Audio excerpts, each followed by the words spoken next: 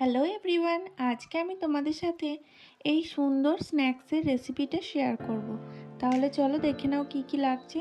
এখানে আমি পেঁয়াজ, টমেটো, কিছু ধনেপাতা কুচি আর আদাকে গ্রেট করে নিয়ে নিয়েছি। সাথে নিয়ে নিয়েছি লবণ, হলুদ আর কিছুটা পরিমাণে জিরে।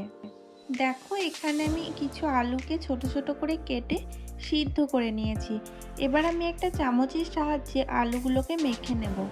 তো দেখো এখানে আমার সমস্ত আলুগুলো খুব ভালোভাবে মেখে নেওয়া হয়ে গেছে।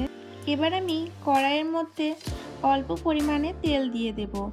এবার দিয়ে দিচ্ছি সামান্য একটু পরিমাণে জিরে আর গ্রেট করে রাখা আদা আর পেঁয়াজ কুচি। এবার এই সমস্ত কিছুকে আমি খুব ভালোভাবে ভেজে নেব। পেঁয়াজটা আমার ভাজা হয়ে গেছে। এবার আমি এর মধ্যে অ্যাড করে দিলাম টমেটো কুচি, লবণ আর হলুদ। এবার এটাকেও একটু ভেজে নেব।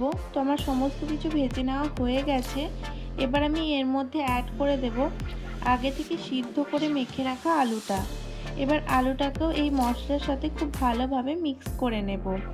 তো আলুটা আমার ভাজা ভাজা করে নেওয়া হয়ে গেছে। এবার একটা পাত্রে তুলে তার মধ্যে ধনেপাতাগুলোকে ছিটিয়ে দেব।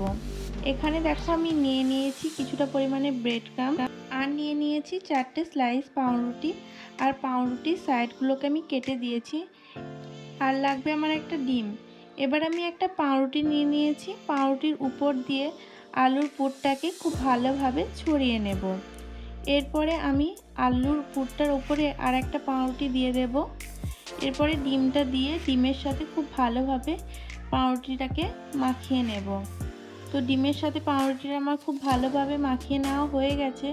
এবার এই পাউরুটিটাকে আমি ব্রেড ক্রাম্বসের উপরে দিয়ে দেব আর চারিদিক দিয়ে ব্রেড ক্রাম্বসগুলো খুব ভালোভাবে ছড়িয়ে নেব। দেখো এটা আমার পুরো রেডি হয়ে গেছে। এবার শুধু জাস্ট ভেজে নেওয়ার পালা। তো আমি কড়াইয়ের মধ্যে অনেকটা তেল দিয়ে দিয়েছি। তেলটা গরম হয়ে এসেছে আমার।